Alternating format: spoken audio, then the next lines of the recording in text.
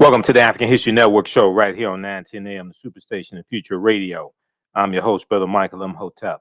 It is Wednesday, June 2nd, 2021, and we are live. Hope everybody's doing well today. Well, it's been a very, very busy day, and we see that some of the coverage dealing with the 100th commemoration of the Tulsa Race Massacre. We see a lot of the coverage has concluded. There's still articles being written, but we know yesterday was the 100th commemoration. And on yesterday's show, I talked about the documentary Tulsa Burning, the 1921 Race Massacre that aired on the History Channel on May 30th. Okay, that was Sunday, May 30th. And a lot of people saw it. I watched it 3.5 times, and I recorded it. I've taken so far 5 pages of notes on the documentary. And on yesterday's show, I was sharing with you some of my thoughts from some of my notes, and we were dealing with some of the history that was covered. We're going to continue that discussion today. And then also today, on yesterday's show, I talked about Biden's speech in Tulsa. And I talked about the plan that he laid out to combat the racial wealth gap. So be sure to watch the show from Tuesday, June 1st, okay? Here on our Facebook fan page, The African History Network, The African History Network. Then also on my YouTube channel, Michael Imhotep, Imhotep. There's a fact sheet at whitehouse.gov. When we got done with yesterday's show, I was doing more research. There's a fact sheet there. We're going to go over that fact sheet. And then Andre Perry from the Brookings Institute. On yesterday's show, I talked again about when we're dealing with the home ownership gap and African Americans redlining and wanted to increase home ownership of African Americans, and also addressing discrepancies with appraisal value of homes and how African American homes are valued at $48,000 less on average to comparable white homes. And this is African American homes in general are valued at $156 billion less than white homes. We talked about this on yesterday's show. So Andre Perry of the Brookings Institute, who headed up the study that dealt with the discrepancy in home ownership values for African American homes. He was interviewed today on MSNBC by Stephanie Rule. Then also he was interviewed by Axios.com to talk about the agenda and grade it and talk about what's in it. So I'm going to share some of that interview with you as well. It's very, very important. And this ties into how politics is the legal distribution of scarce wealth, power, and resources, and the writing of laws, statutes, ordinances, amendments, and treaties, their adoption, interpretation, and enforcement.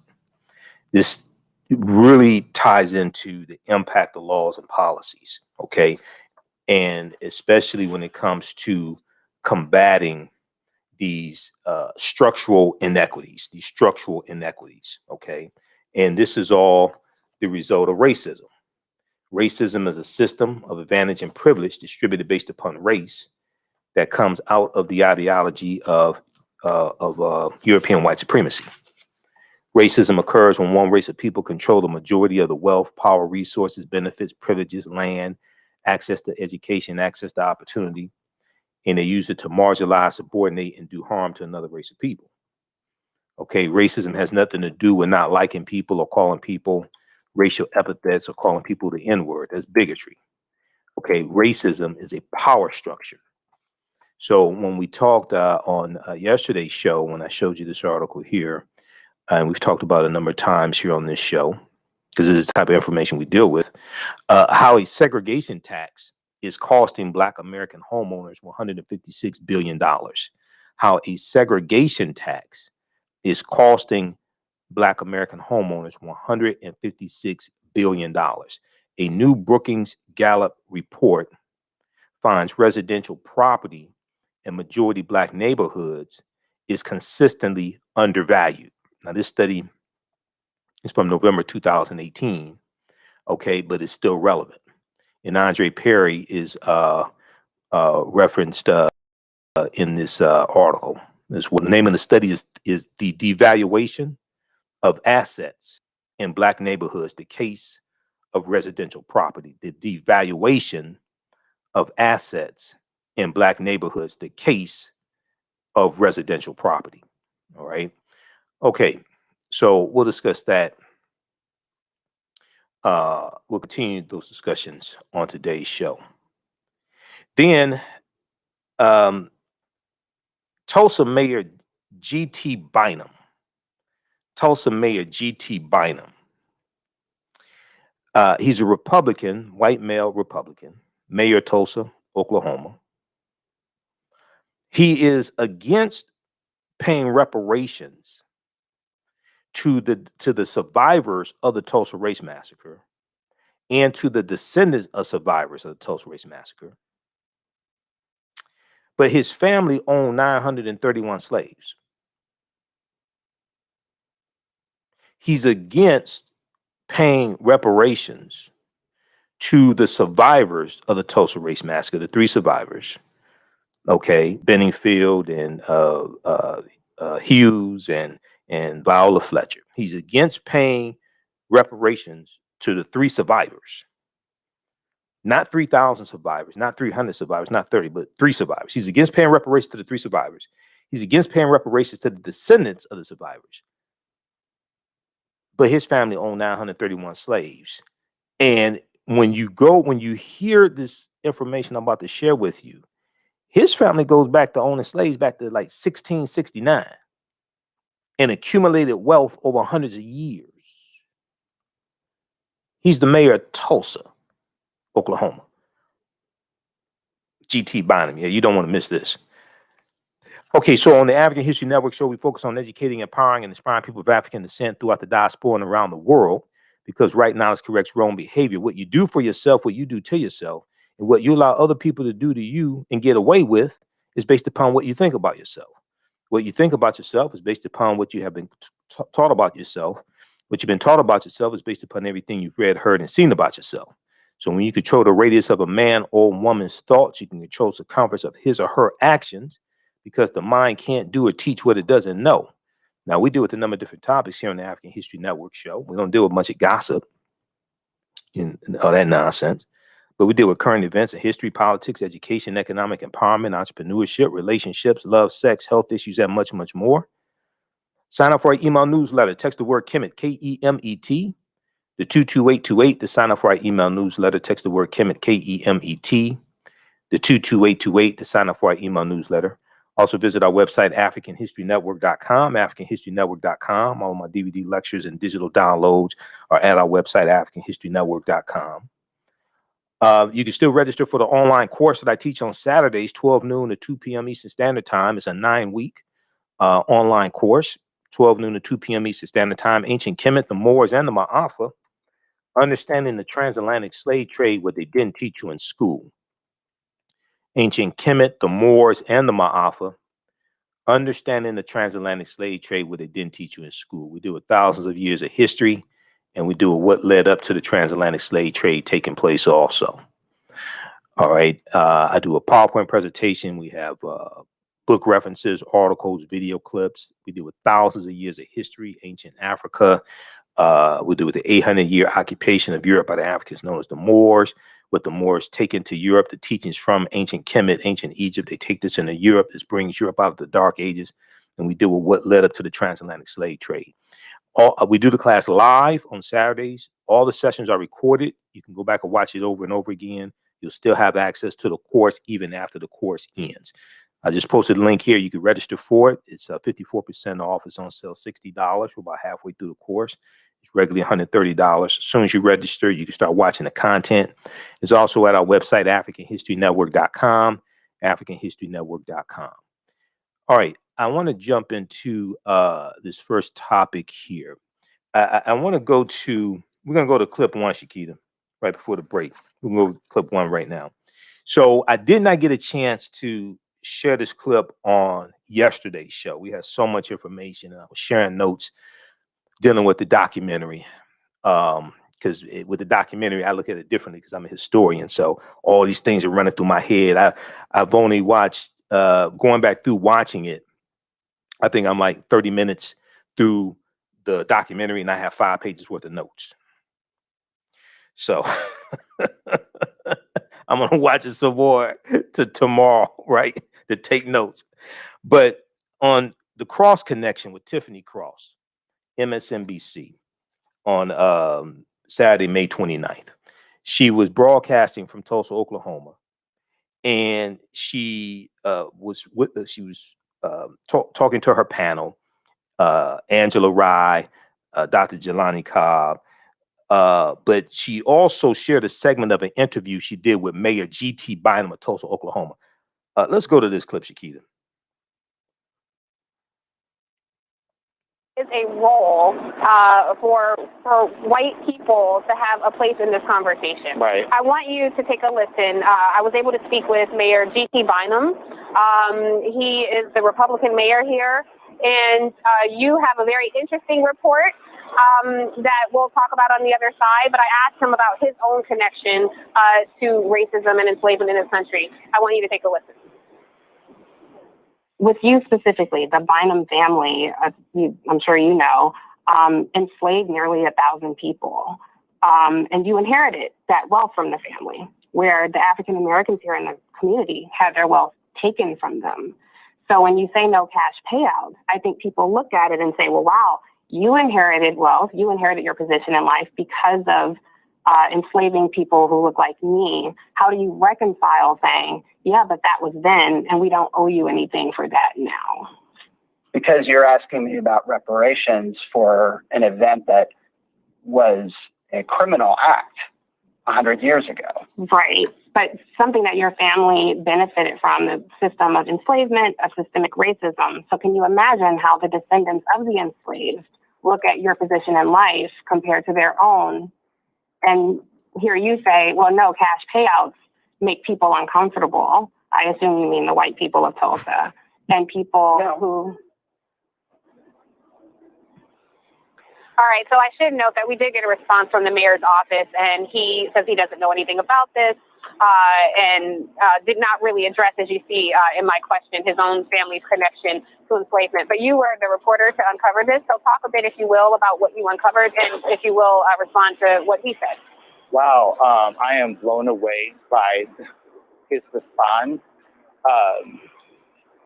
We want to reconcile, right? We had a race war here in Tulsa, Oklahoma, and the seeds of that horrible behavior were born in institutional slavery. And here's the thing about Mayor G.T. Bynum's family that we found out. First of all, when you come from wealth, when you come from a powerful political family, you have your history is thoroughly recorded. And so, you know, what we found is that at the end of the 1860 slave schedule, Mayor G.T. Bynum's family, the descendants of the first Bynums that came to Jamestown in 1616, they had a total of 931 enslaved people. And so you think about that wealth. You think about, as a descendant, my family only had 56 years to build our wealth from 1865 to 1921. Okay, pause it right there. We're coming up on a break. I want to share. Pause it right there. Pause it right there. We're coming up on a break. We're going to continue this on the other side of the break. Back it up about a minute or two, Shakita. You listen to the African History Network show right here on 910 a.m. the Superstation. the Future Radio. I'm your host, Brother Michael Imhotep. We'll be back in a few minutes.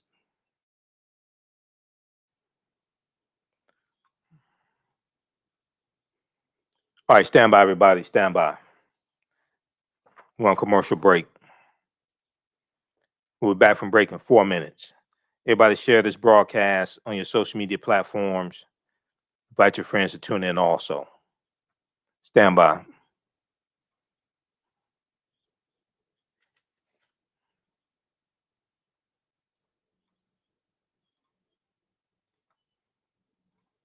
Stand by.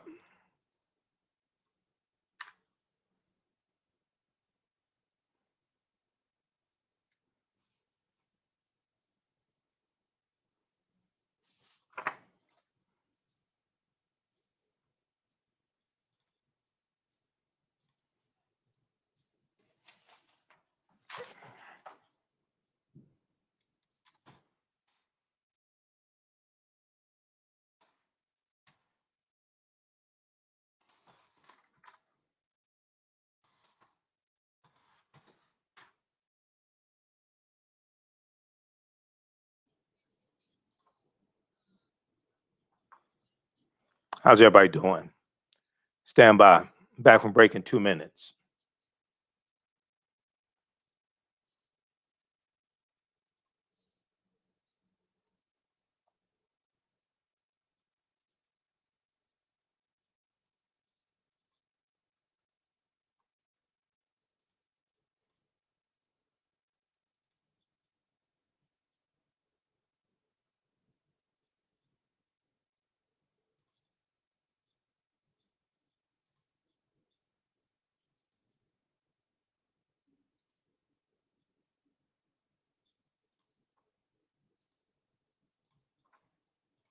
Stand by. Back from break in 1 minute.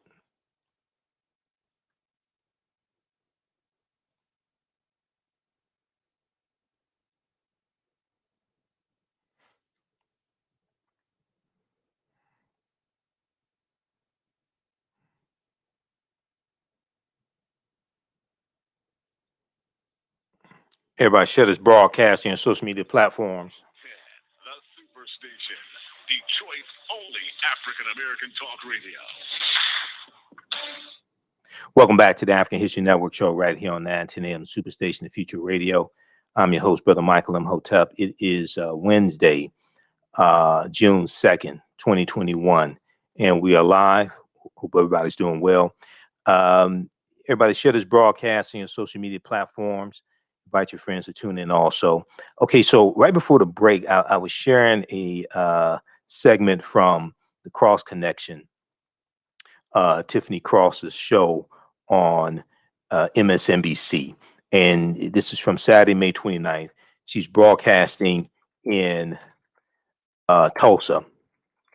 And we're talking about the mayor of Tulsa, the white mayor of Tulsa, G.T. Bynum, okay?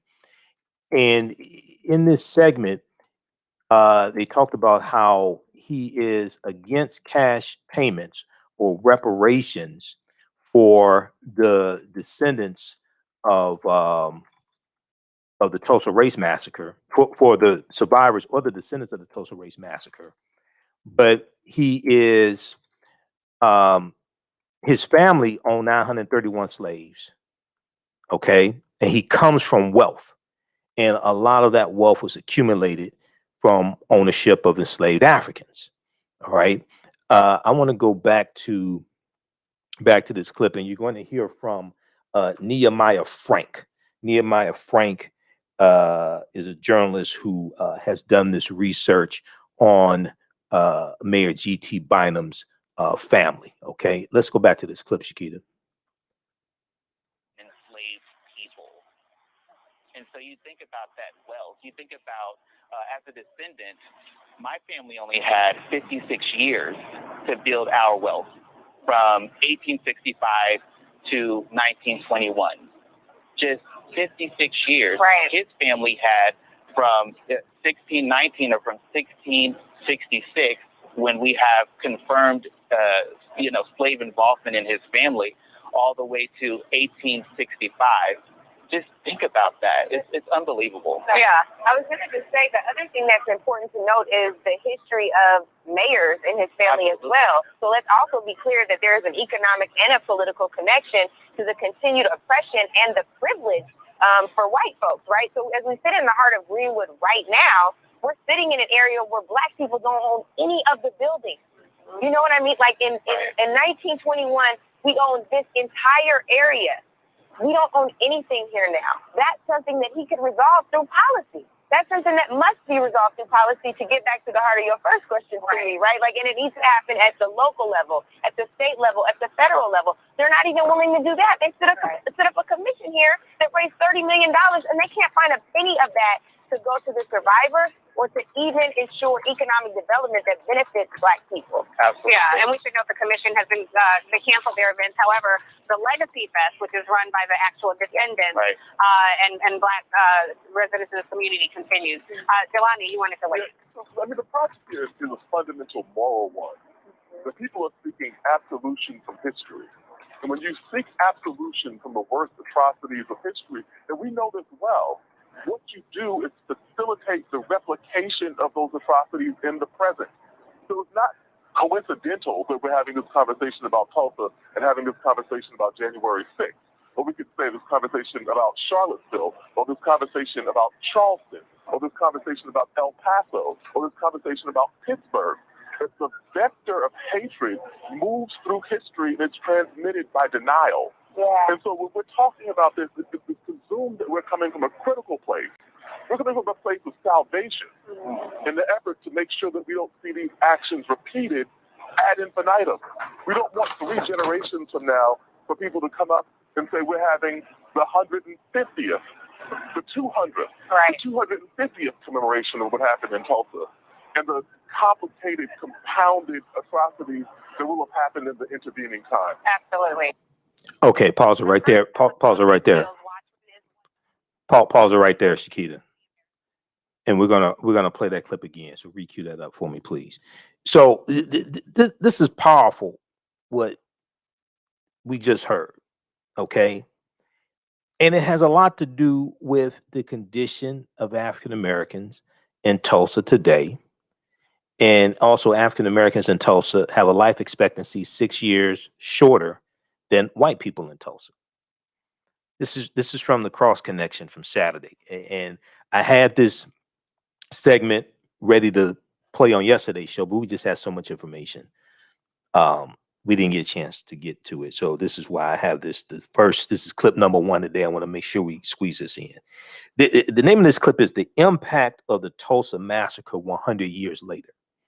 The impact of the Tulsa Massacre 100 years later. Now, Mayor G.T. Bynum, he did, let's see, June 1st, there was an article I was reading, you know, he apologized for the Tulsa Race Massacre, right? But he's against any type of reparations. Most of the land that African Americans used to own in Greenwood, that land is now owned by the city of Tulsa.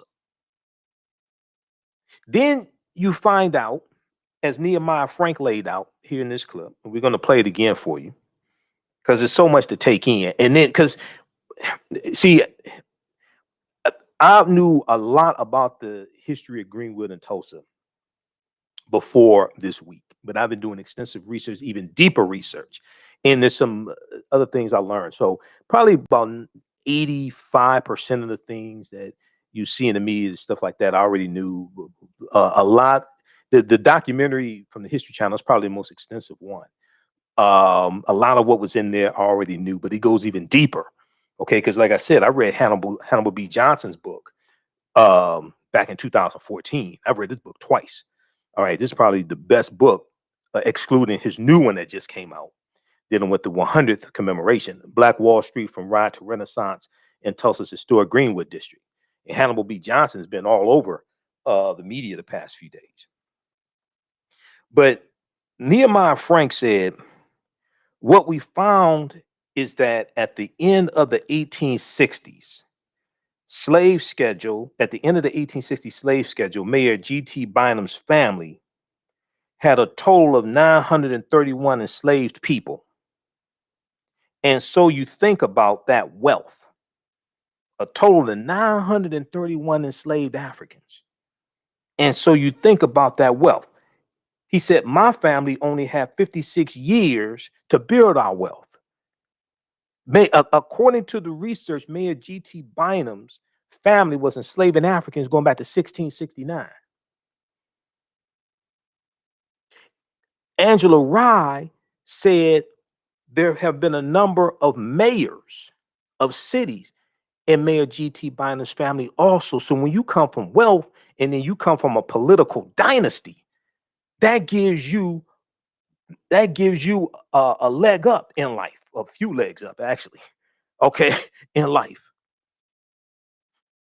But then he's afraid, he's against paying reparations to the survivors. Now, Tulsa, the whole city of Tulsa, is something like about 400,000 people. It's only 7% African American. It appears that this is an attempt to appease white people. It appears that this is some type of attempt to appease white people. Now, he's a Republican and he's a Trump supporter.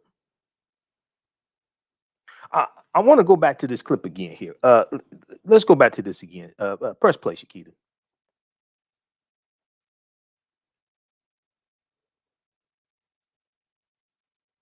White people to have a place in this conversation. Right. I want you to I think go back to the beginning. Go back to the beginning and take it off mute. Go back to the beginning and press play. Take it off mute. Let's go.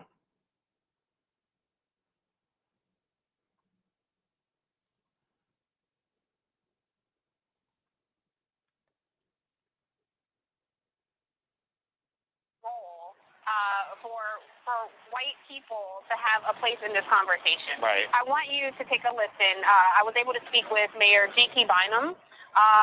He is the Republican mayor here, and you have a very interesting report that we'll talk about on the other side, but I asked him about his own connection to racism and enslavement in this country. I want you to take a listen. With you specifically, the Bynum family, I'm sure you know, enslaved nearly 1,000 people.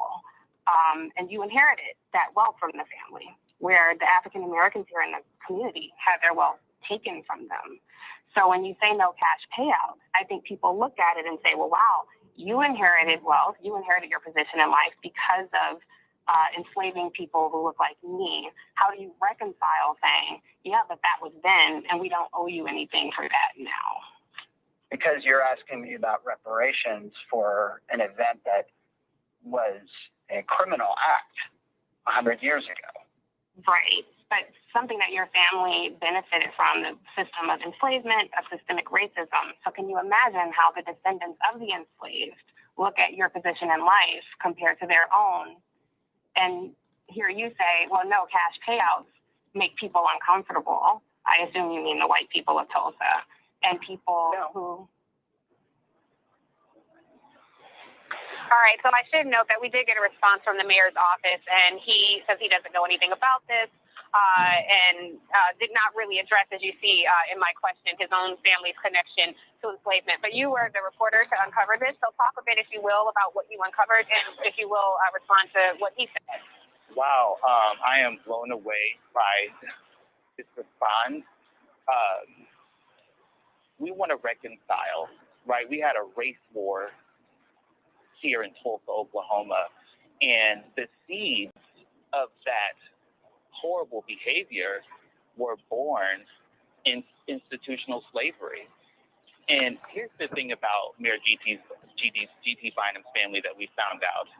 First of all, when you come from wealth, when you come from a powerful political family, you have your history is thoroughly recorded.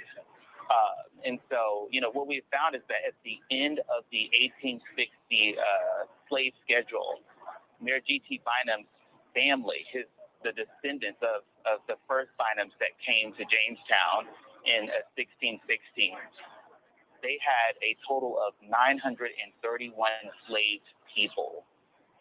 And so you think about that wealth. You think about, as a descendant, my family only had 56 years to build our wealth from 1865 to 1921. Just 56 years. Right. His family had from 1619 or from 1666, when we have confirmed, slave involvement in his family, all the way to 1865.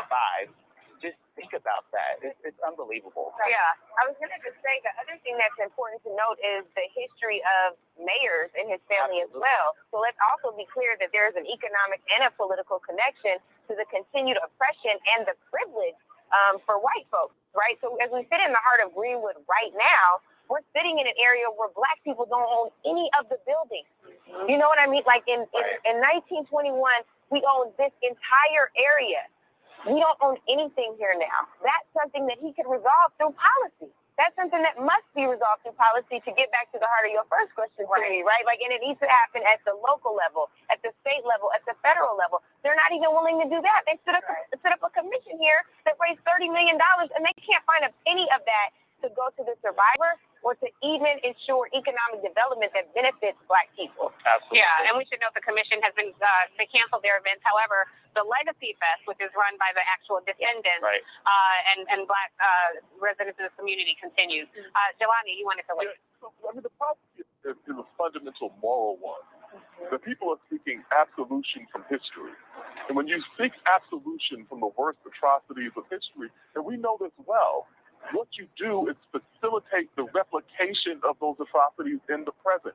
So it's not coincidental that we're having this conversation about Tulsa and having this conversation about January 6th. Or we could say this conversation about Charlottesville, or this conversation about Charleston, or this conversation about El Paso, or this conversation about Pittsburgh. That the vector of hatred moves through history and it's transmitted by denial. Yeah. And so when we're talking about this, it's presumed that we're coming from a critical place. We're coming from a place of salvation in the effort to make sure that we don't see these actions repeated ad infinitum. We don't want 3 generations from now for people to come up and say we're having the 150th, the 200th, Right. the 250th commemoration of what happened in Tulsa, and the complicated, compounded atrocities that will have happened in the intervening time. Absolutely. Okay. Excellent reporting there from Tiffany Cross on location in Tulsa. It's just mind-boggling, right? It's just mind-boggling. And this is why it's so important to understand history. This is why it's so important for the correct history to be taught in schools, because whoever controls the teaching of the past will control the trajectory of the future. This is why you see 13, 14 states passing laws, including Oklahoma, including Governor Kevin Stitt, Republican governor of Oklahoma, passing a law banning the teaching of critical race theory. But most of them can't tell you what critical race theory is. They're just lumping into a bag things dealing with racism, systemic racism, things like this that they don't like, because they're trying to restrict what can be taught in schools. So I want to go to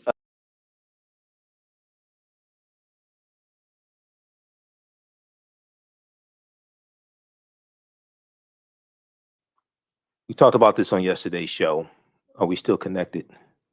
We should be. Okay. We talked about this on yesterday's show.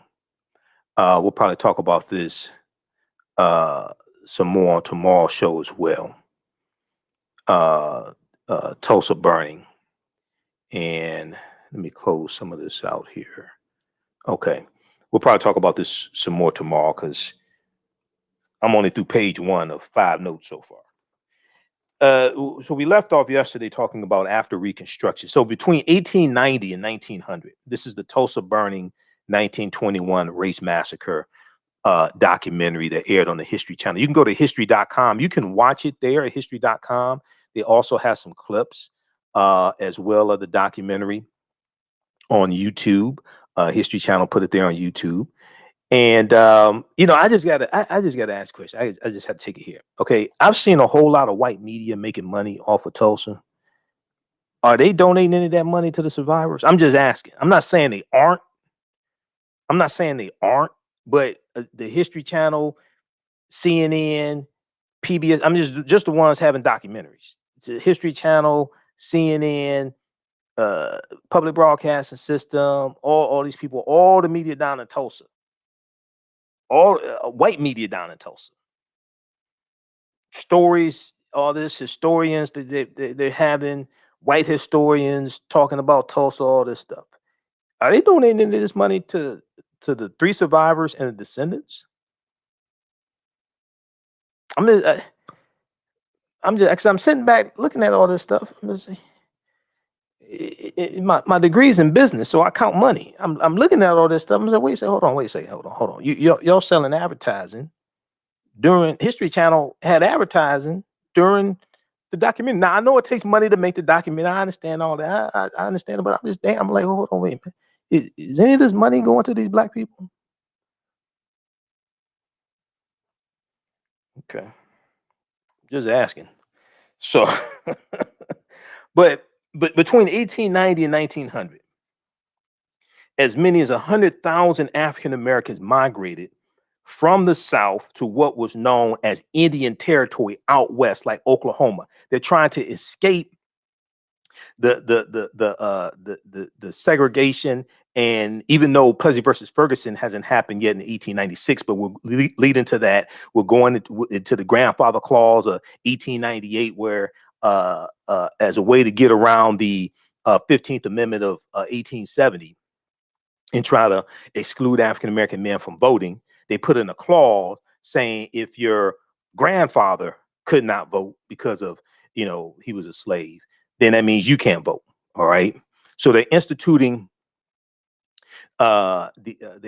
these clauses. Okay. So they're trying to escape from all this and look for a better way of life. So from 1890 to 1900, 100,000 African Americans migrate out west into Indian Territory, and a lot of them go into Oklahoma. Now, after Reconstruction, southern states started to pass laws to further control the movement of African Americans, and these were called Black Codes. Okay, so we're going to see this take place as well. All right, and they're trying to escape from this. They want to own land. They're trying to get away from sharecropping, trying to get away from terrorism, etc. And they want a better way of life. So they're going. Many of them are going out west. All right, now. Okay, let me go to page 2. All right. So we know the KKK was founded December 24th, 1865 in Pulaski, Tennessee. You're going to have other domestic terrorist organizations targeting African Americans, targeting white Republicans as well. The Klan wasn't just killing African Americans; they were also killing white Republicans who were helping African Americans. They were killing them as well. Okay, we know from 1882 to 1968. 4,700. There were 4,743 recorded lynchings in this country. 1,297 were white people being lynched. All right. NAACP.org has information there dealing with lynching. Just at NAACP.org, which is their official website, just search for lynchings. Now, there was one African American man who is going to move out west. Move in the Oklahoma Territory. His name was Townsend Jackson.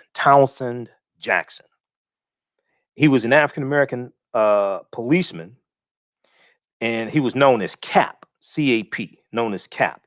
He's going to move into Oklahoma around 1899. He moved into the Oklahoma Territory. So once again, at this time, Oklahoma's Indian Territory is not a state in the Union yet. African Americans and Native Americans did not want Oklahoma to become a state in the Union because they knew that once it becomes a state in the Union, the segregation laws would be imposed and it would limit the opportunities for African Americans. Oklahoma becomes a state in the Union in 1907. Oil was discovered in 1905 in Tulsa. Oil is going to be discovered, and Tulsa becomes known as the oil capital of America. All right, and once oil is discovered, you're going to have so many people going into Tulsa, African Americans and white, okay, flocking to Tulsa. One of the things that was, I think, was really good about the documentary, and it's Tulsa Rise in the 1921 Race Massacre. They have memoirs that some never released before, memoirs, information for people's diaries, letters, things like this that are read. So they so they kind of bring these ancestors, even though you don't hear their actual voice, they bring a lot of this to life. Okay, we know that Stanley Nelson is the director. We know this documentary is executive produced by NBA superstar and philanthropist Russell Westbrook and directed by Stanley Nelson, award-winning documentarian Stanley Nelson, as well as Marco Williams. Okay, so these are just some things that I noticed in the documentary. Now, Townsend Jackson, they have his granddaughter Wilhelmina Guess Howe. His granddaughter, she's she gets, I guess she recorded this information, and you hear the recitation of her memoir. He told his wife, "I'm going to Indian Territory, and if I can find a place for us to live, I'll send for you." Okay. Now, Indian Territory was already populated by Native Americans and African Americans. They had been living there for generations. They had been living there for generations. Contrary to popular belief, because I've been seeing some information floating around saying, okay, in Tulsa, they were all self-sufficient. They built all this themselves. They didn't have government help, things like this. That's not true. A lot of the early African-American landowners, and you've heard me talk about this before, a lot of the early African-American landowners in Tulsa got their land because of the Black Freedmen Indian Treaties of 1866, because of those Indian treaties of 1866. All right. I already see we're going to go over on tonight's show. I really didn't want to go over because I'm tired, but some of this stuff just may have to wait till tomorrow because I just have so much information here. But I want to flip over to this article. It's a really good article from history.com. 9 entrepreneurs who helped build Tulsa's Black Wall Street. 9 entrepreneurs who helped build Tulsa's Black Wall Street. And it ties into a lot of this history as well. Okay. So let me flip over to this one here, because this is why, and in doing research on Tulsa back in 2014, when I was doing research for my lecture, I saw how all this history came together. This is why you have to understand the chronology of history. Okay. And the other thing is, there was a small Native American population that lived in Greenwood. Okay. It wasn't an all Black town. It was predominantly Black, but you have to keep in mind, Tulsa was founded in about 1834 by Creek Indians who get pushed off of their land in southeastern United States because of the Indian Removal Act, signed into law May 28, 1830 by President Andrew Jackson. Tulsa comes from the Creek Indian word Tallahassee. Tulsa comes from the Creek Indian word Tallahassee. So when you study this history, you get into a deep history of African Americans and Native Americans. But if we look at this article here, this is 9 entrepreneurs who helped build Tulsa's Black Wall Street.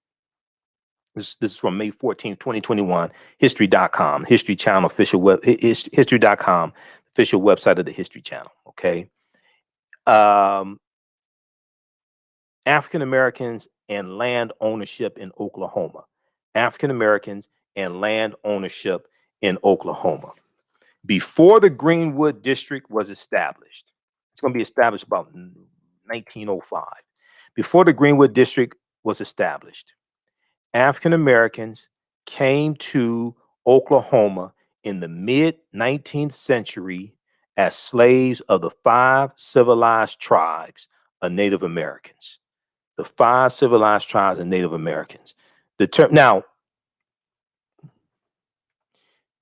because African people have been in this land that we call the United States of America going back at least 51,700 years, and Dr. David Imhotep deals with this in his book, The First Americans Were Africans, Documented Evidence. He deals with this in his book, The First Americans Were Africans, Documented Evidence. We were here in this land that we call the United States of America going back at least 51,700 years ago, before Native Americans even came into existence. These were the Khoisan, who have the oldest DNA on the planet. They come from Southern Africa. Okay, it's possible African people were already in the Oklahoma Territory going back tens of thousands of years. Okay, that's possible, but I'm talking about the 19th century.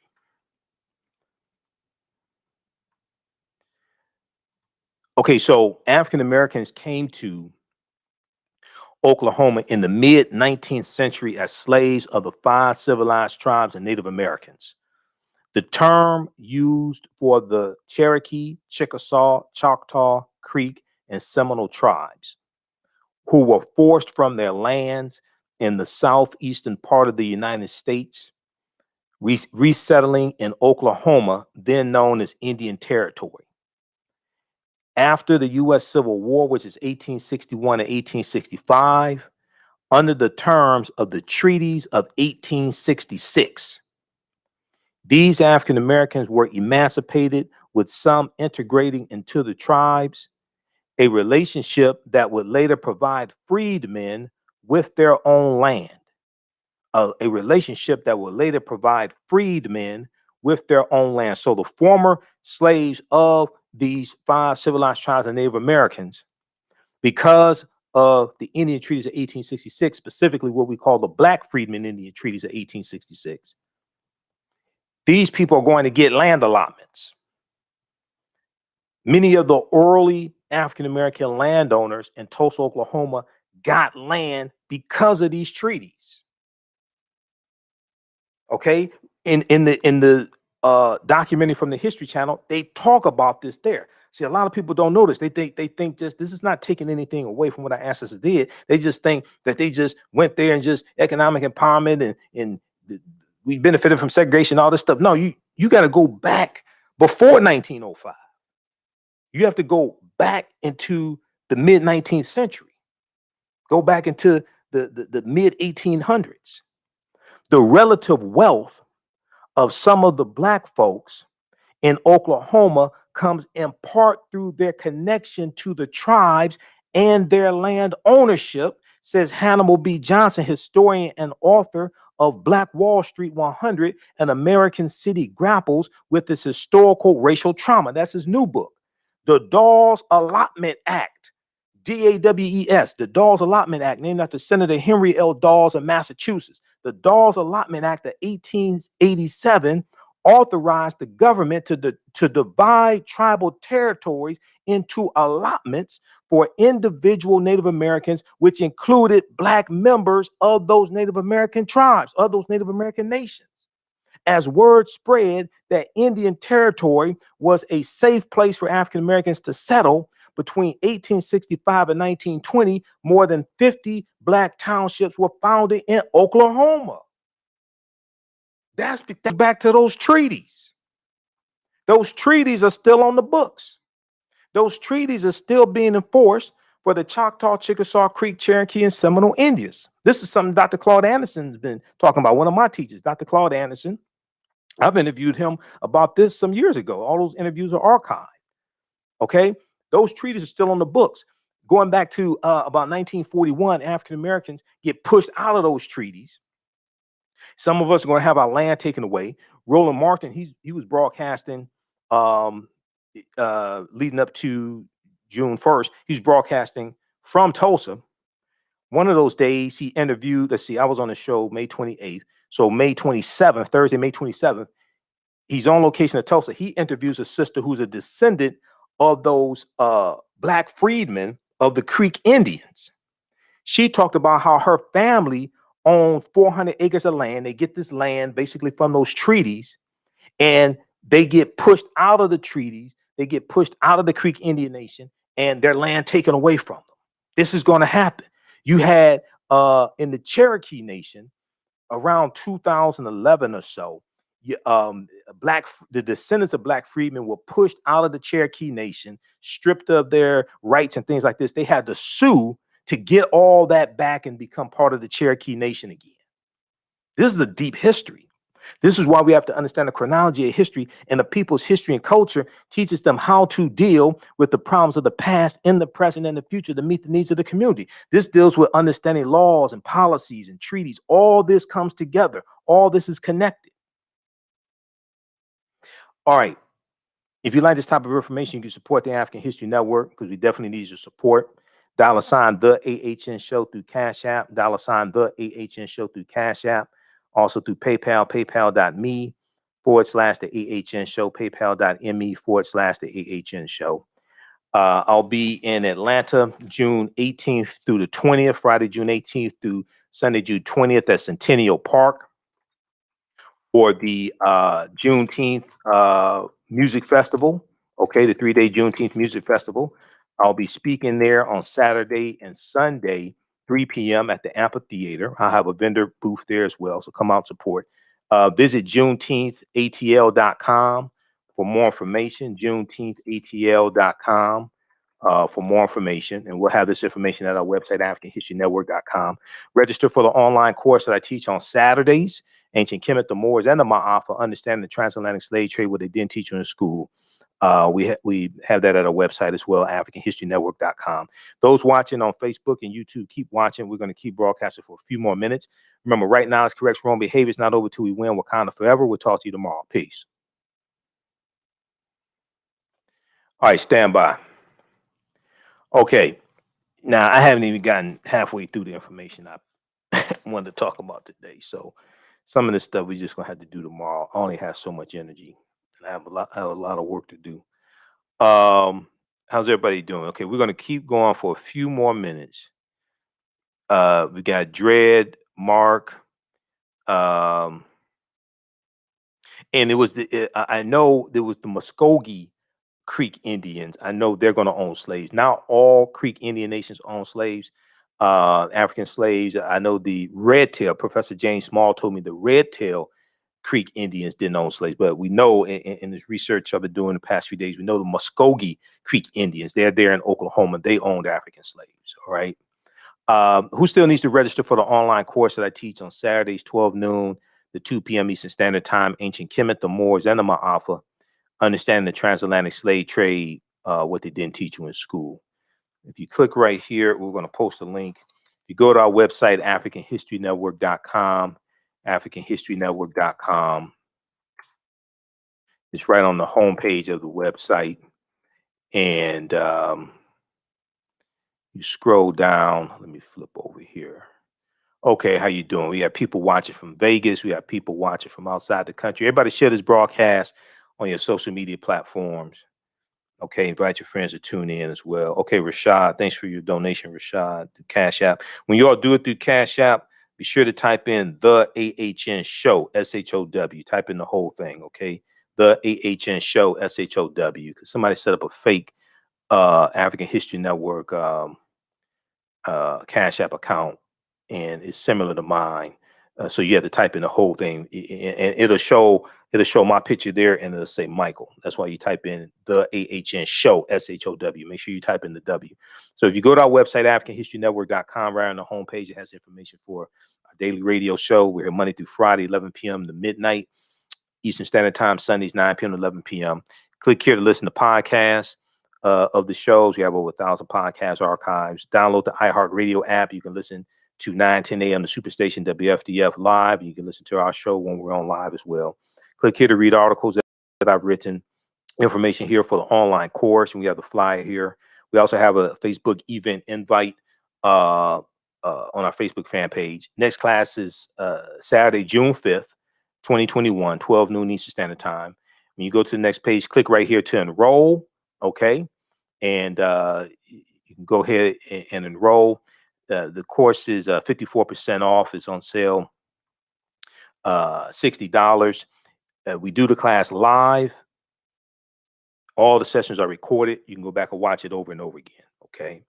So as soon as you register, you can watch last Saturday's class. All right.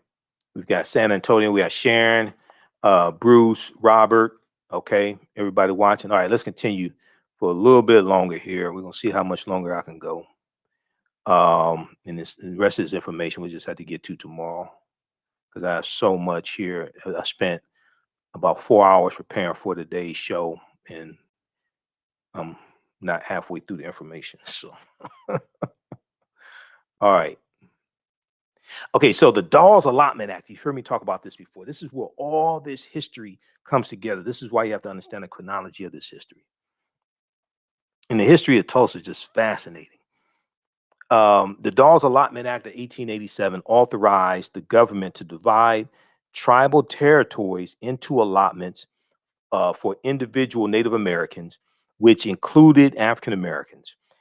As word spread that Indian Territory was a safe place for African Americans to settle, between 1865 and 1920, more than 50 Black townships were founded in Oklahoma.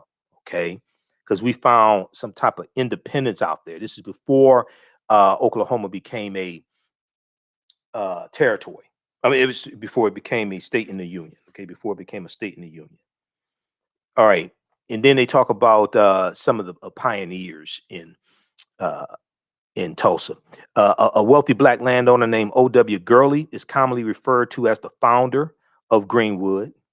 Born to freed slaves in Alabama, O.W. Gurley was raised in Arkansas and moved to Oklahoma during the Oklahoma Land Rush of 1889. After running a general store in Perry, Oklahoma, O.W. Gurley, a serial entrepreneur, moved to Oil Rush, Tulsa, and reportedly purchased 40 acres of land on the north side of the city with the vision of selling residential and commercial plots to African Americans. O.W. Gurley wasted no time opening a rooming house, purchasing buildings, and providing loans to help Black people start their own businesses. Okay, he's one of the pioneers of Greenwood. O.W. Gurley. Here's a picture of Black and white of Greenwood District before 1921. You see storefronts, telephone wires, and a sign for a dentist's office. Okay, this is from Smithsonian National Museum of African American History and Culture. So check out this article here from history.com. 9 entrepreneurs who helped build Tulsa's Black Wall Street. This is by Alexis Clark for May 14th, 2021. We'll talk about this some more over the next few days. Let me see here. Let me go back to my notes. Then I want to get to this information dealing with the plan that Biden laid out. We'll talk some more about it tomorrow. Okay, so Cap Jackson moves to Oklahoma 1899. And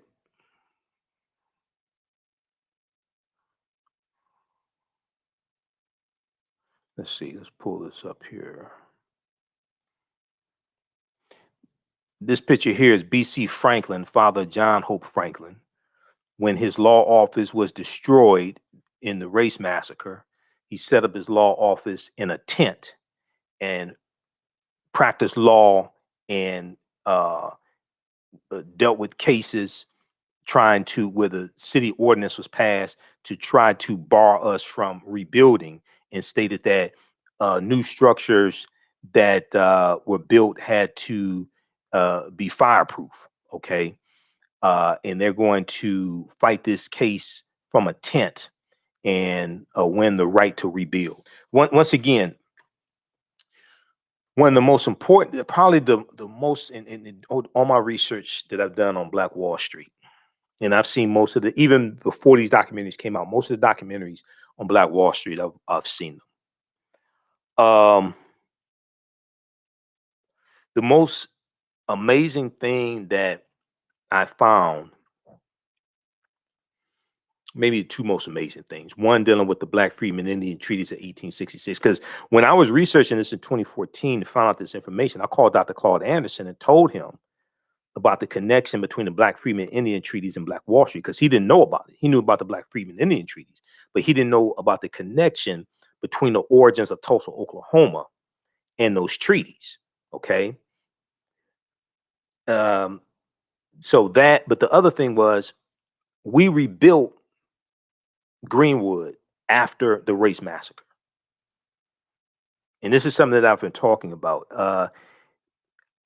In the mainstream media, in their coverage of this, they've talked about it a little bit, but not as much as I think they should. We rebuilt it, and we got help from those surrounding African-American townships. We didn't get government help. Insurance companies did not pay on the insurance claims on the businesses and homes. We rebuilt it, and it was thriving again in 1926 when Dr. W.B. Du Bois visited Tulsa, because he wrote about it. It's thriving in the 50s and 60s, but it's going to be the expressways that come through starting in about 1970, Interstate 244 and US Freeway 75, that are going to destroy businesses. Homes are going to be taken through eminent domain. And it puts North Tulsa, the Greenwood district, in the condition it's in today.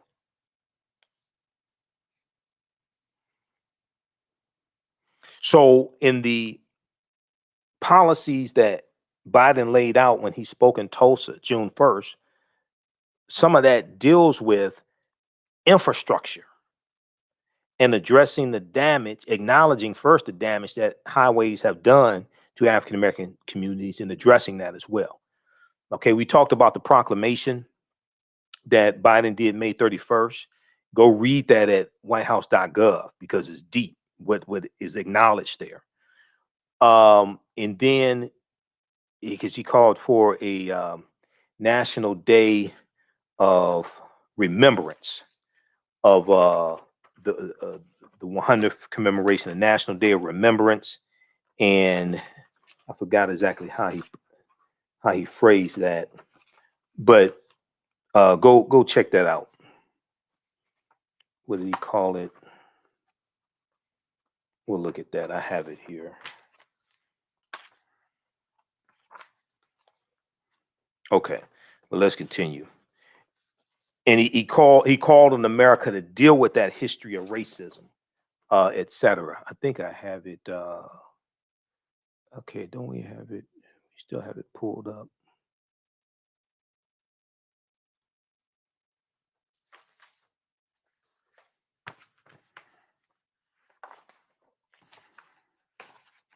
What was that called? Okay, I'll find it because I have it here in these stacks.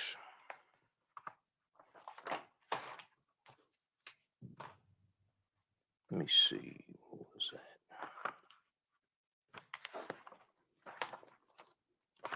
All right, I have to pull it up here. All right, but let's continue. And this at whitehouse.gov as well.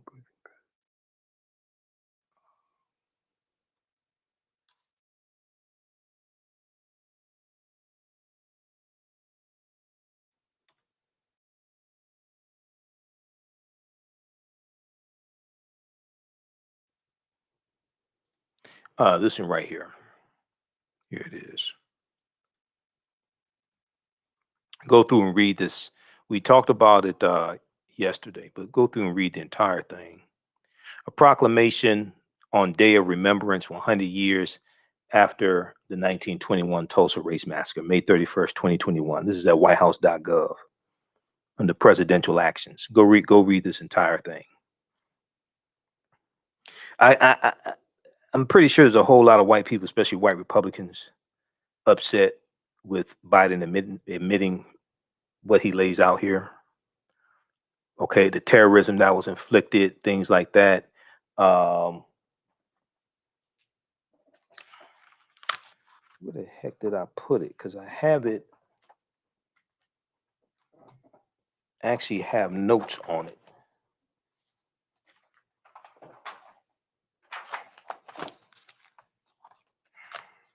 Hold on.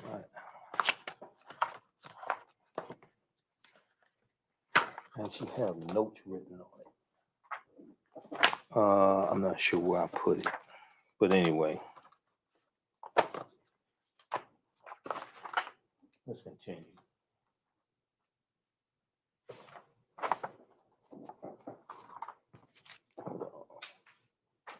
I think it's over here, in this stack over here.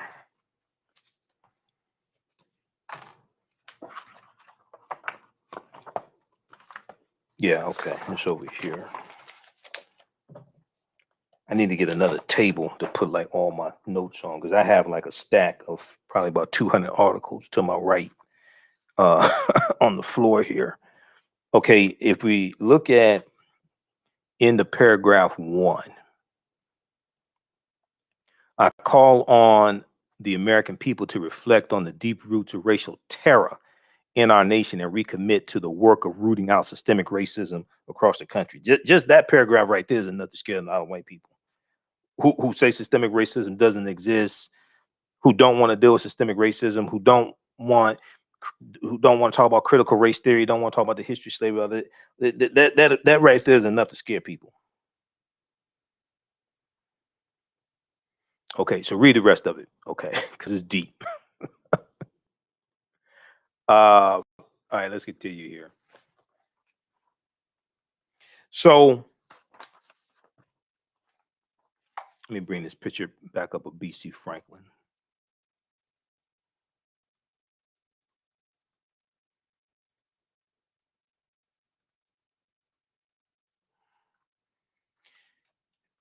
Muskogee.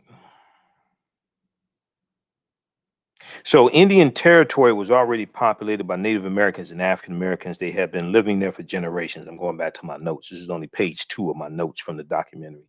The first wave of African Americans in Indian Territory in Oklahoma came in the 1830s as part of the Indian Removal Act, aka the Trail of Tears.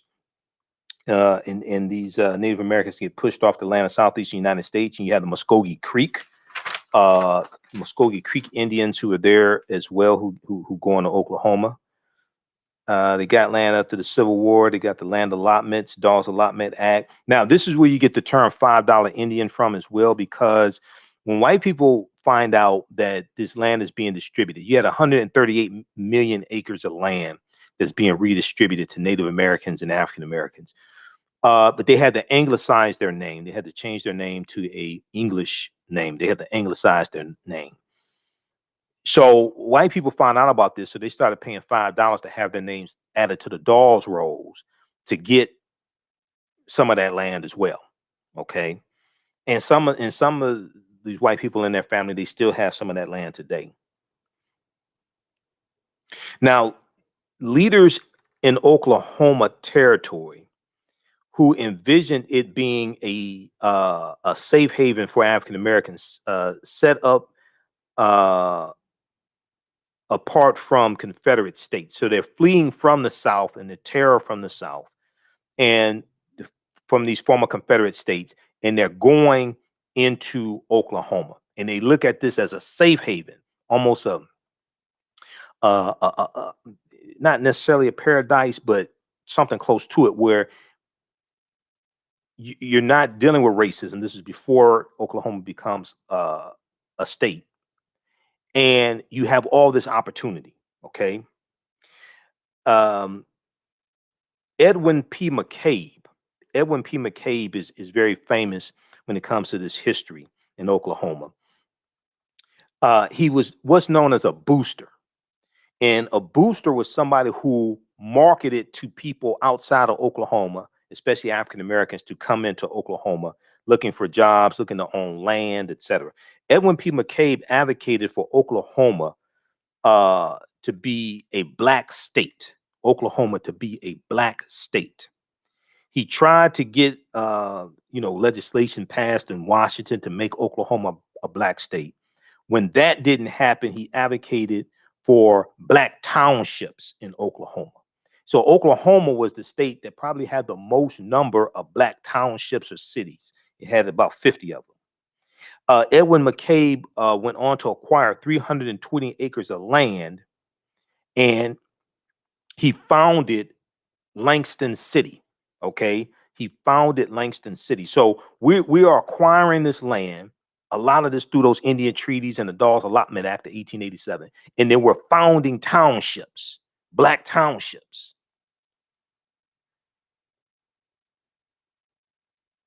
African Americans and Native Americans did not want Oklahoma to become a state in the Union because they knew white people would bring their racism with them, and they would be subject to segregation laws. And this is exactly what happened. Okay, they knew that they would be subject to segregation laws, and it would limit many of their opportunities. When you look at and white people bring their racism with them, bring their terrorism with them, etc.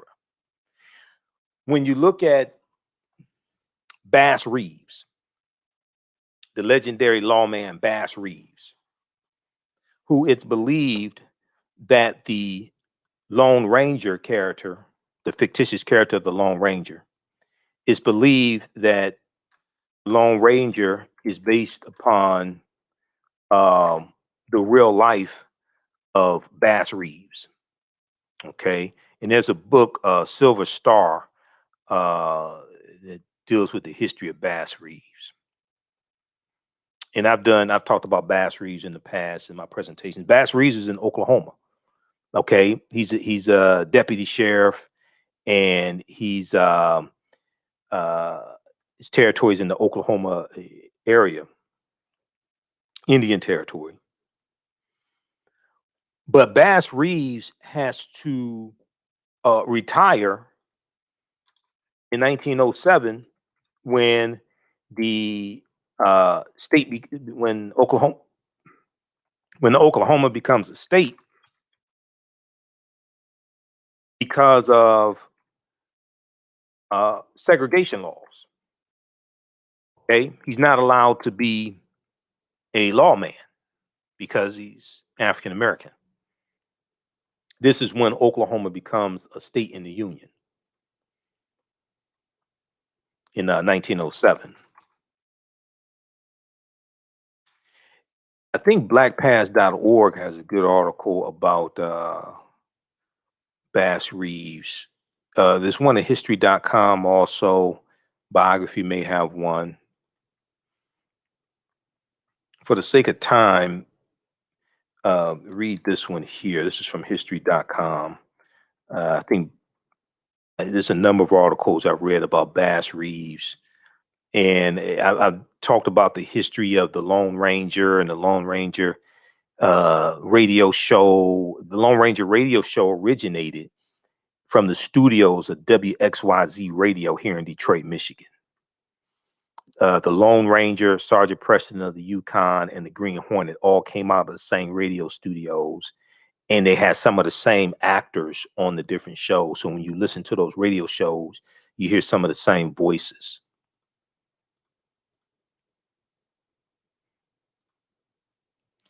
Let's see here. Was the real Lone Ranger a black man? This is by Thad Morgan, February 1st, 2018, for history.com. And they talk about Bass Reeves, okay, out in the Oklahoma Territory. Bass Reeves escaped to Indian Territory under the cover of night. The Indian Territory today, known today as Oklahoma, was a region ruled by 5 Native American tribes, the Cherokee, Seminole, Creek, Choctaw, and Chickasaw, who were forced from their homelands due to the Indian Removal Act of 1830. While the community was governed through a system of tribal courts, the court's jurisdiction only extended to members of the 5 major tribes. That meant anyone who was part of those tribes, from escaped slaves to petty criminals, could only be pursued on a federal level within its boundaries. It was against the backdrop of the lawless Old West that Bass Reeves would earn his formidable reputation. See, all this history is connected. Here's a picture of the legendary Bass Reeves. So it's believed that this is the real person that the character of the Lone Ranger is based upon, because the Lone Ranger wore 2 guns. Bass Reeves wore 2 guns. The Lone Ranger wore a disguise. Oftentimes, Bass Reeves wore a disguise so he could go into amongst the criminals and gather information. The Lone Ranger traveled with a Indian companion named Tonto. Oftentimes, Bass Reeves traveled with the Native American companion, an Indian companion. Bass Reeves also spoke the Muskogee language. He spoke some of the Native American languages as well.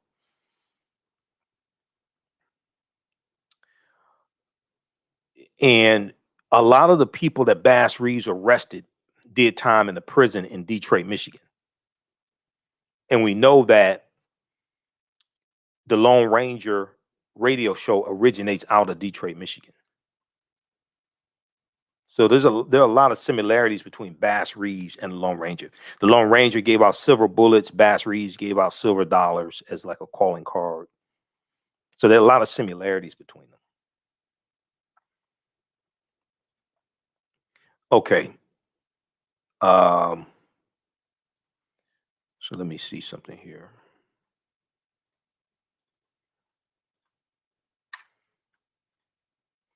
Let's go back to this very quickly. Okay, we're about to wrap this up. So African Americans and Native Americans did not want Oklahoma to become a state in the Union. All right. And let me see. Let me pull back up this picture here. This is a picture of African Americans in Black Wall Street in Greenwood. African American men and women in Greenwood.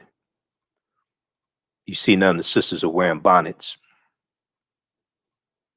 You see the brothers don't have their pants hanging off their behinds. African Americans and Native Americans knew that white people would bring their racism with them if Oklahoma became a state in the Union. Jim Crow segregation, the Ku Klux Klan is what came, terrorism is what came with statehood in 1907. Immediately after statehood takes place, you're going to have these lynchings taking place, this domestic terrorism taking place in Oklahoma immediately after statehood happens. All right. So we'll pick this up there tomorrow with my notes. All right. I'm leaving. That's page 3. I still have some more, and I have to go back and watch the rest of it and take more notes. I watched, I think, about half hour, maybe 45 minutes. I have 5 pages of notes.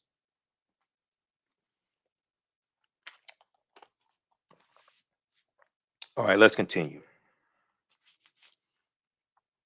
So if you like this type of information, you can support the African History Network, $ the AHN Show through Cash App, $ the AHN Show through Cash App, also through PayPal, paypal.me /the AHN Show, or through our website, AfricanHistoryNetwork.com. This helps us keep doing the research, stay on the air, keep broadcasting. We're here 6 days a week. Also helps me get to and from Atlanta, because I'll be speaking in Atlanta on I'll be there Friday, June 18th through Sunday, June 20th for the 9th annual Juneteenth parade and festival. And I'll be speaking there as well. I have a vendor booth. I'll be speaking there also. Visit JuneteenthATL.com, JuneteenthATL.com for more information.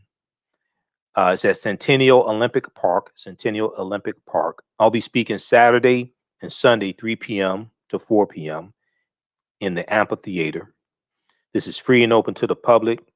They're going to have all types of speakers. Angie Stone is performing. They have headline acts, martial arts demonstrations. There'll be usually there's about 100 to 130 African American, Caribbean, and African vendors there. So there's a ton of information going on. There's a ton of things going on. Okay, so check that out. We're going to take a quick commercial break. When we come back, we'll talk a little bit about, I want you to hear this interview that Andre Perry from the Brookings Institute did, dealing with what's in Joe Biden's plan to combat the racial wealth gap. Okay, we'll be back in a few minutes. For 25 years, the Black History 101 Mobile Museum has carried on the rich legacy of the Black Museum movement in America by showcasing original artifacts of the Black experience at colleges, universities, K-12 schools, corporations, libraries, conferences, and cultural events, making it the most traversed Black History mobile exhibit in American history. Dr. Khalid El Hakim is the founder of the Black History 101 Mobile Museum, and he is a highly sought-after public speaker on topics of Black history, social studies, education, museum studies, hip-hop, and race relations. Dr. Khalid was named among the change makers for NBC Universal's Erase the Hate campaign and listed as one of the 100 men of distinction for Black enterprise. He recently founded the Michigan Hip Hop Archive on the campus of Western Michigan University. The Black History 101 Mobile Museum is currently scheduling in-person and virtual exhibits nationwide.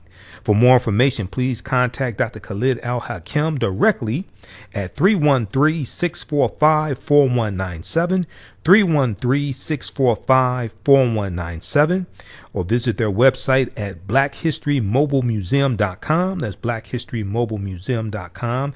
You can also email him at bhistory101@yahoo.com, bhistory101@yahoo.com. Okay, welcome back to the African History Network show. If you want to advertise with the African History Network, email us at AHNshow@AfricanHistoryNetwork.com, AHNshow@AfricanHistoryNetwork.com. And we'll let you know how you can advertise with us. And your 30-second and 60-second commercial will air when we rebroadcast these shows also, okay? If you don't have a commercial, we can create one for you. Current promotion, buy 1 month, get 1 month free. So on yesterday's show, we know that on Tuesday, June 1st, President Joe Biden visited Tulsa to commemorate the 100th anniversary. And one of the things he did, we know he gave a speech. We talked about the speech yesterday. One of the things he did was laid out some policies to address the racial wealth gap, okay? Axios.com has an article dealing with this. Also, Washington Post. Biden unveils plans to combat racial wealth gap on the anniversary of Tulsa Massacre, okay? This is from June 1st, 2021. I did a whole separate broadcast dealing with this. That was about an hour and a half. We'll be rebroadcasting that as well. Okay, so check that out. So there is a fact sheet after yesterday's show. I was doing more research on this and pulling together content for today's show. At whitehouse.gov, they have a very, very important fact sheet that I want everybody to read. So instead of all this simple Simon ass nonsense that floats around on social media and people talking and have no clue what they're talking about, don't do research. This fact sheet here lays out the policies. We talked about a lot of these policies yesterday, but this lays them all out one after another. Fact sheet: Biden-Harris administration announces new actions to build Black wealth and narrow the racial wealth gap. This is from June 1st, 2021. And part of this deals with dealing with obstacles pertaining to home ownership for African Americans. Andre Perry of the Brookings Institute, who helped put together the study dealing with how African American households have how African American homes have are appraised at a value of $48,000 less than white homes, and this collectively cost African Americans $156 billion in lost value, lost wealth. Okay, this article here from curbed.com deals with that, how a segregation tax is costing Black American homeowners $156 billion. So Andre Perry was interviewed by Stephanie Rule on Stephanie Rule Live on MSNBC today to discuss Biden's agenda. And part of the information from the study that the Brookings Institute did was referenced in Biden's plan and his speech. Okay, I want to go to this clip here. Just a second here. Idea, no details. Andre, how much do you think of an impact President Biden's plan will have to narrow this? Or at this point, is it just an idea, no details? Well, it's an idea. I think it's a great step in the right direction by establishing an interagency task force to examine the issue of home values is a good step. And it's also suggesting that HUD will be more active in enforcing acts of discrimination. But it really is addressing appraisals, and that's just one factor of many that leads to the underpricing of homes. So as you know, my research found that homes in Black neighborhoods are systematically devalued by 23%, about $48,000 per home. Cumulatively, that's about $156 billion in lost equity. And so holding people accountable is one thing. How to repair the loss of revenue and equity is another. Okay, so that's just an excerpt of the interview. The interview was maybe about 5 minutes. Andre Perry was also interviewed. I was doing research, pulling together content here for this segment of the show. Andre Perry was also interviewed by Axios.com. Now, Axios had the article from June 1st that we talked about yesterday. This article here, the Axios had this article as well, but they also had the one dealing with unveiling the plan to combat the racial wealth gap. So Axios had this article here, and they lay out details. The initiatives will target home ownership and small business ownership, which the White House called two key wealth creators for communities of color. Because disparities, quote, because disparities in wealth compound. Because disparities in wealth compound like an interest rate, disinvestment in Black families in Tulsa and across the country throughout our history is still felt sharply today, the White House said in a statement. Okay, so read the rest of this. We talked about this in yesterday's show. I'm trying to keep this short.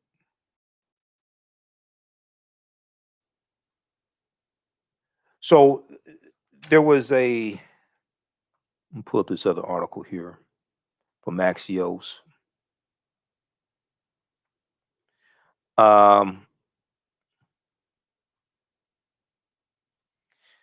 So Andre Perry was interviewed, and he was asked about the agenda. He gave this is a more in-depth analysis here. Let me cue this up just a second.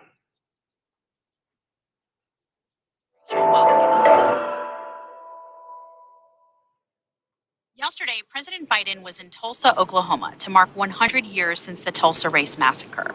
While there, he announced a plan to tackle America's racial wealth gap. It's aimed at increasing home and small business ownership in communities of color. Andre Perry is the author of Know Your Price, Valuing Black Lives and Property in America's Black Cities. And he's also a senior fellow at the Brookings Institution and is here now with a reality check on the president's plans. Hi, Andre. Hey, thanks for having me. First, this is your life's work researching this topic. If you were going to grade the president's plan that he put out yesterday, what would you give it?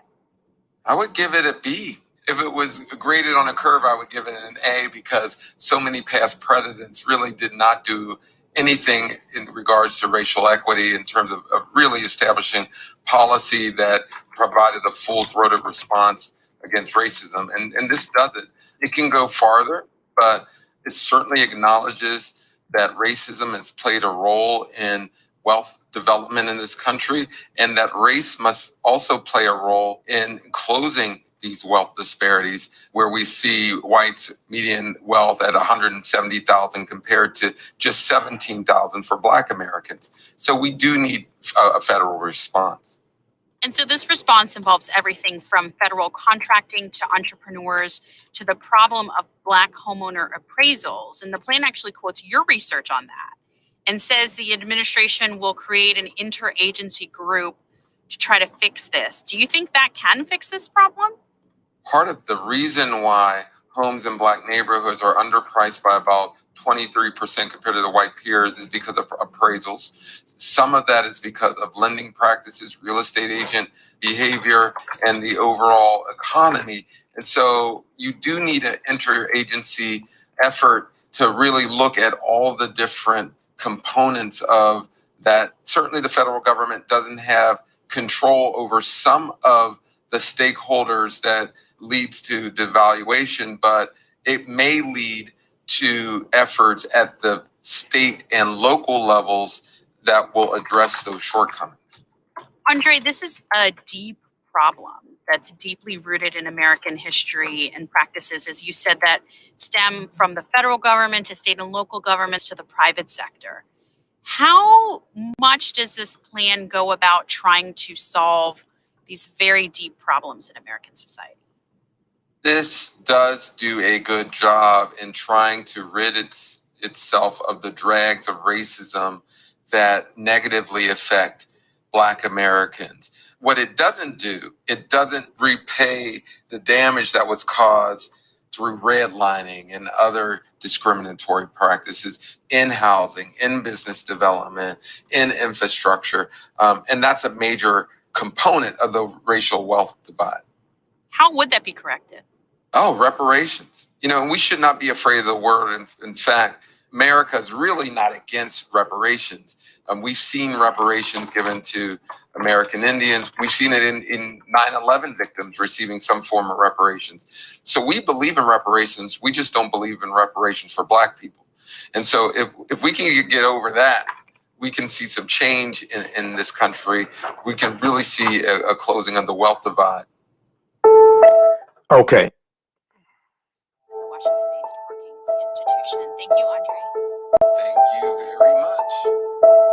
Okay, so that's from Axios Today. Dr. Andre Perry, senior fellow at the Brookings Institute. Okay, and part of his research was referenced by Biden in Biden's speech on June 1st, and the policies that Biden laid out reflect what Dr. Andre Perry was just talking about. Okay, let me flip over here, and some of this we're going to have to talk about tomorrow because I'm over time. Just a second here. Let me update this.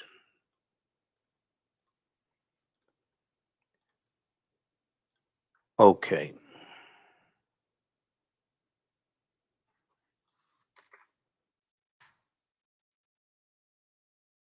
And the article from Axios that has this information here.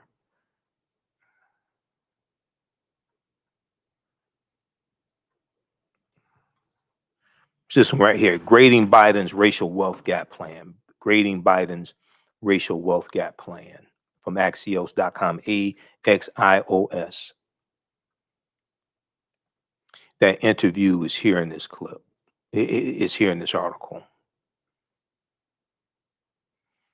So you can check that out. That's from, I think this is June 2nd, 2021. This is from Grading Biden's Racial Wealth Gap Plan. Okay, very quickly, I want to look at this. This is from whitehouse.gov. They have a ton of information at whitehouse.gov, so you don't have to guess. You don't have to repeat stuff from Simple Simon Ass people on social media that don't do research, have no clue what they're talking about. The evidence is there. You can go research this yourself. Fact sheet, Biden-Harris administration announces new actions to build Black wealth and narrow the racial wealth gap, June 1st, 2021. This deals with the policies that Biden laid out in Tulsa. So they have some brief information here about Tulsa. Let me look at this because I printed it out. It's 11 pages that I printed. Need to go buy new toner cartridge. 100 years ago, the thriving Black community of Greenwood in Tulsa, Oklahoma, known as Black Wall Street, was ruthlessly attacked by violent white supremacists. An estimated 300 Black Americans were killed and another 10,000 were left destitute and homeless. I like the fact that he called them white supremacists. Okay. Some of their descendants tried to overthrow the government January 6th. You can draw a direct line. I'm telling you, I've said this before. I said this on Roland Martin Unfiltered last Friday. You can tell. You can tell. You should go read. He deals with reparations on page 22 of the agenda. Elliot, go read it. You can draw a direct line from June 1st, 1921, Tulsa. You go back 2 years before that, you can look at the Red Summer of 1919 and 25 major race riots across this country. But you can draw a direct line from the Red Summer to Tulsa, June 1st, 1921, the Tulsa Race Massacre. 1923 Rosewood. You can draw a direct line to January 6, 2021 in the insurrection. Okay. In the insurrection. Okay. Page 22 is the last page of the agenda. I've dealt with it numerous times on this show and showed it to people, Elliot. So you need to go do research before you come on here. You can draw a direct line between those those domestic terrorist actions. All right. And so now some people said there should be reparations for people in Tulsa. I agree. That's why on this show we talked about the bill that Representative Hank Johnson, Democrat from Georgia, introduced in the House of Representatives Friday, May 21st, 2021, which is reparations for the survivors and descendants of Tulsa. We talked about that here. So I agree with that. Now, HR 40, I'm telling you right now, I've said it before, HR 40 is not going, the earliest HR 40 is going to pass, the Senate is going to be 2023. Actually, yeah, 2023. It's not going, you need 60 votes to pass HR 40 in the House of Representatives. There are only 50 Democrats. If Joe Manchin and Kristen Sinema vote for HR 40, which they're not, but if they do, that means you need 10 Republicans. Name me the 10 Republicans that are going to vote for HR 40. This is why the conversation about reparations is good, but if you actually understand the process, that ain't happening. That's why I deal with stuff that's like realistic. See, a lot of people talk about reparations. They can't tell you how to get it. Not realistically. You only have between 173 and 190 co-sponsors in the House of Representatives. How many votes does it take to get any bill passed in the House of Representatives? It takes a simple majority, 218. We dealt with all that here in the show. I interviewed Cam Howard from Cobra. Just a couple of months ago, HR 40 passed out of the House Judiciary Committee for the first time in 32 years. They're still trying to get enough votes, enough support to go to the general floor for a vote in the House of Representatives. You need 218. You've got between 173 and 190 votes for it right now. You need 218. So if you have 190, you're still 28 short. This is understanding math. This is understanding math. How many Republicans support H.R. 40 in the House of Representatives? 0. It's only Democrats. You may have one or two independents. It's only Democrats that support it in the House. How many Republicans support it? 0.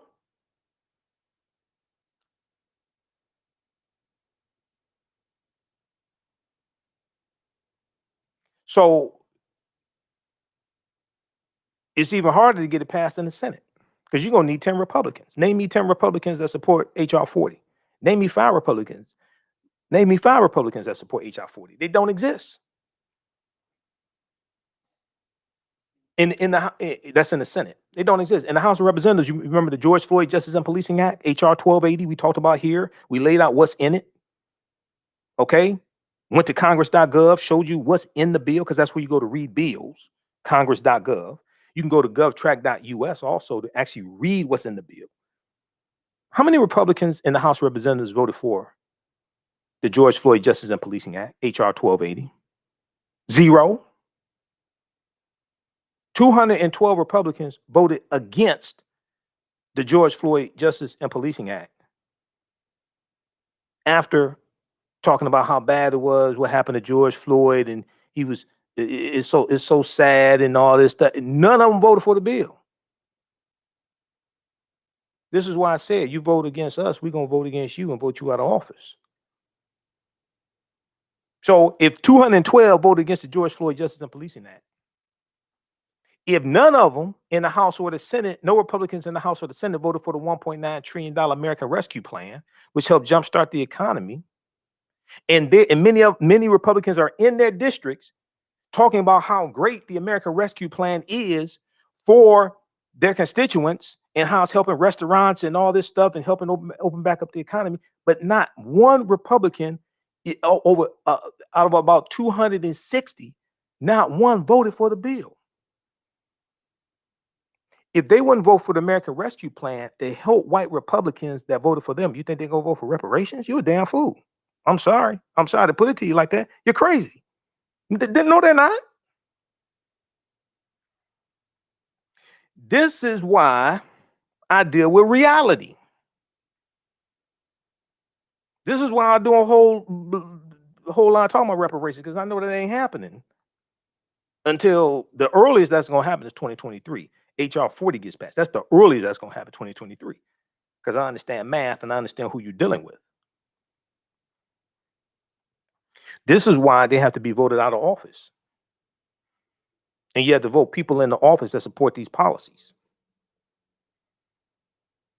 Okay, so let's look at this very quickly here, because I've got to go. And see, be quite honest with you, some people, like, you got a lot of people talk about reparations. Once again, like I said, they can't tell you realistically how to get it. And it becomes just like a hot topic to talk about, you know. But when it comes to explain to me the process to actually get what it is that you're saying you want, they can't tell you like a realistic process to get it. This is why the people say who are against voting but want reparations. I look at them like, you do realize that's a legislative process, right?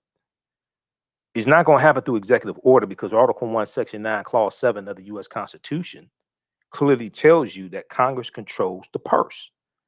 The ability to tax and spend belongs to Congress. That has to pass through both the House of Representatives and the U.S. Senate. That's not an executive order.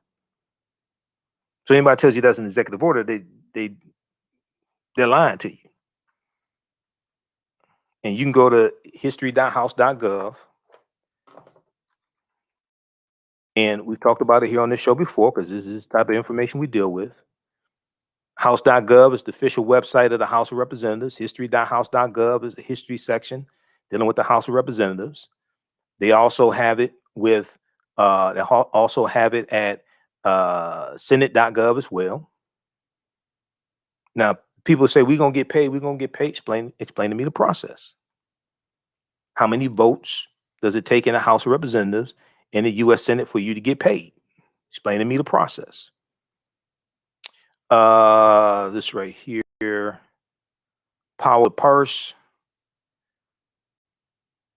All bills for raising revenue should originate in the House of Representatives, but the Senate may propose or concur with amendments as on other bills. Article 1, Section 9, Clause 7. That's Article 1, Section 7, Clause 1. Article 1, Section 9, Clause 7 of the U.S. Constitution. No money shall be drawn from the Treasury, but in consequence of appropriations made by law, and a regular statement and account of the receipts and expenditures of all public money shall be published from time to time. When we deal with power of the purse, right here, Congress, and in particular the House of Representatives, is invested with the power of the purse, the ability to tax and spend public money for the national government. Read this right here. That's why that has to pass through the House of Representatives and the U.S. Senate. It's not going to be an executive order. So when people say, oh, we're going to get paid, explain to me the process. I'm waiting.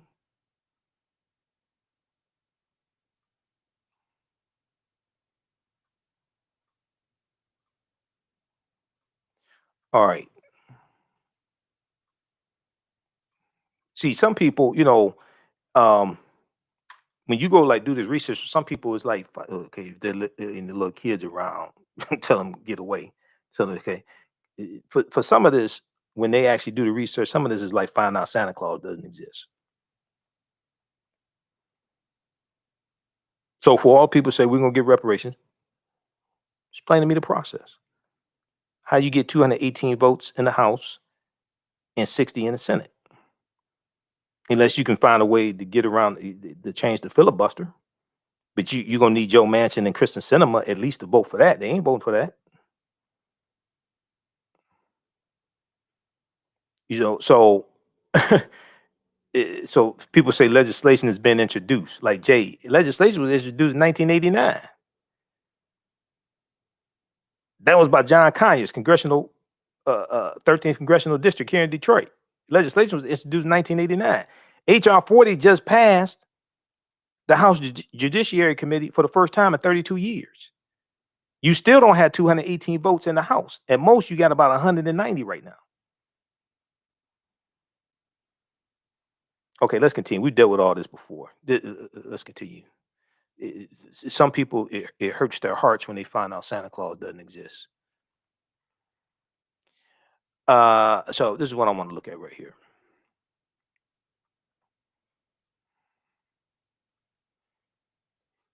Okay, fact sheet, and we'll talk some more about this tomorrow. Let's skip past this. The administration will, so the majority of what Biden talked about with these policies is what the administration can do without going through Congress. The majority of what he talked about is what he can do and the administration can do without going through Congress. All right. So we have to understand that. Now I totally understand that because it's 50-50 tie in the House if Joe Manchin and Kristen Sinema act right, and then Vice President Kamala Harris is a tiebreaker.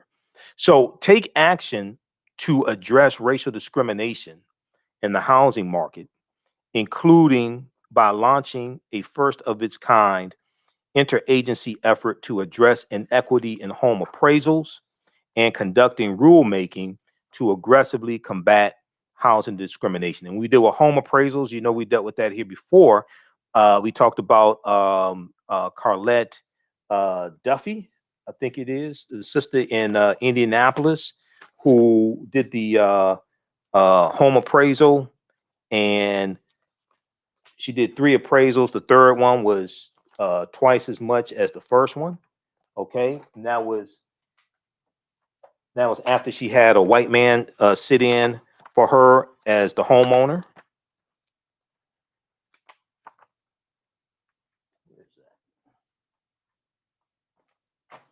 I think it's over here. After she had a white man sit in for her as the homeowner. Where's my stuff on home ownership? I think it's this here. Yeah. After she concealed her race, Black Indianapolis owners' home value more than doubled.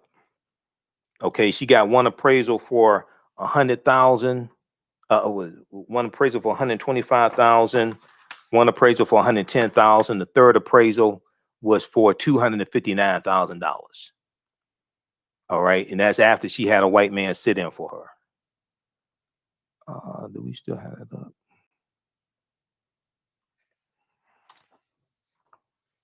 Let me pull that one up here.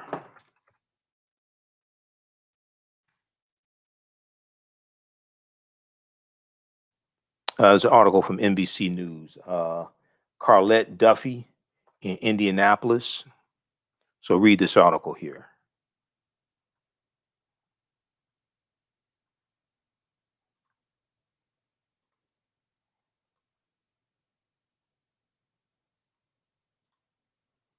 Yeah, I talked about Congress advancing the slavery reparations bill. That's talking about it getting out of the House Judiciary Committee. It now has to go to the full House floor for a vote. You need 218 votes for it to pass the House of Representatives. The most they have right now is about 190 votes for it. After she concealed her race, Black Indianapolis owners' home value more than doubled. Okay, this is about Carlette Duffy, so check out this article.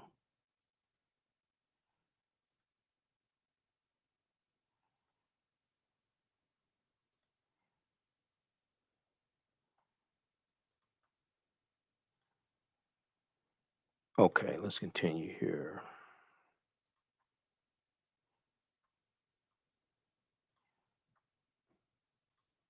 But the real uphill battle that people really don't understand is in the Senate.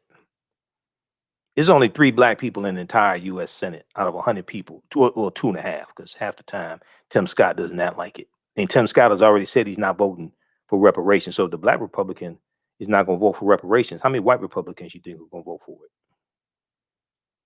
This is why I don't spend a whole lot of time talking about reparations.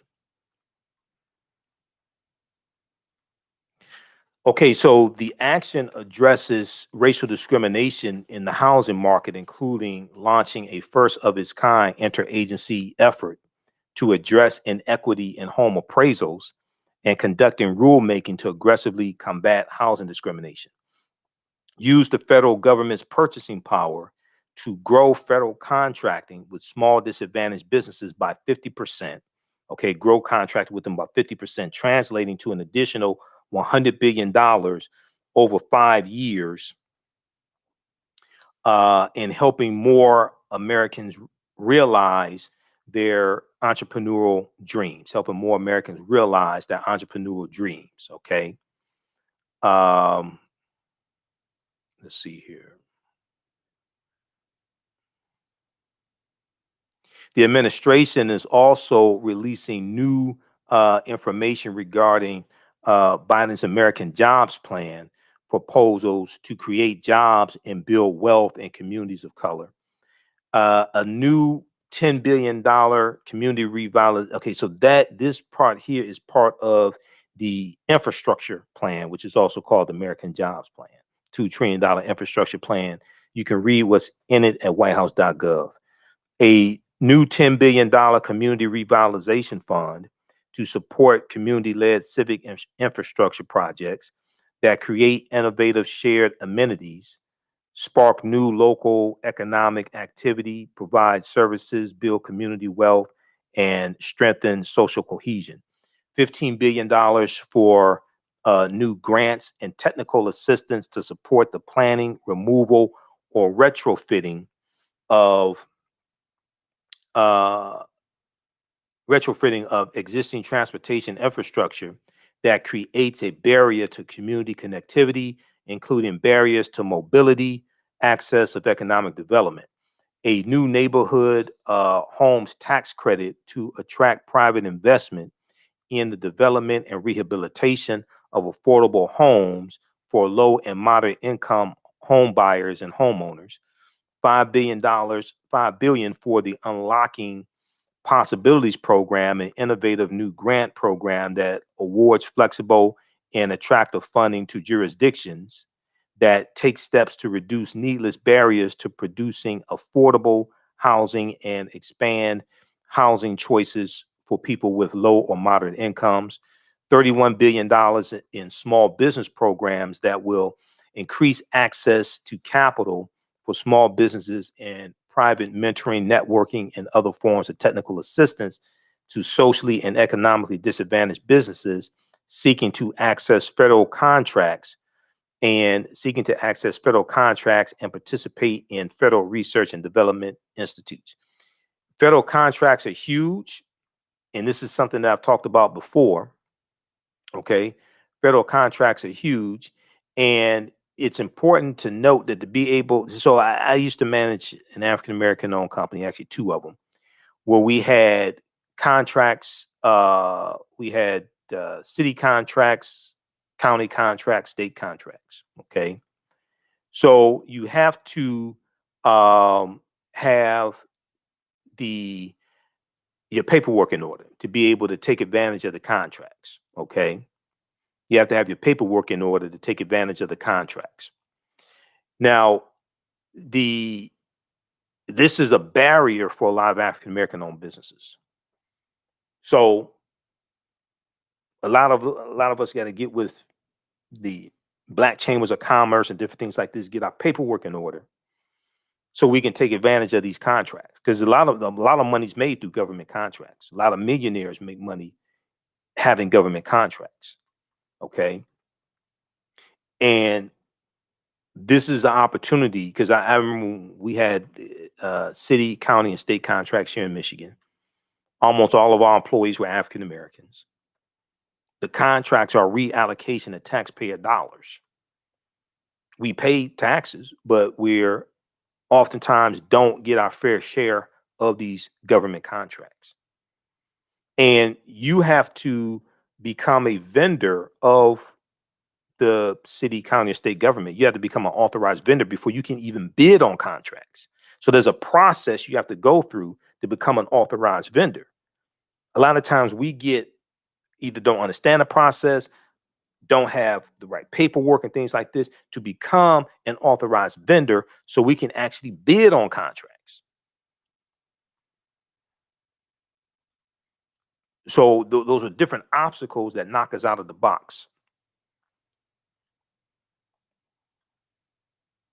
Okay, taking action to end racial discrimination in the housing market.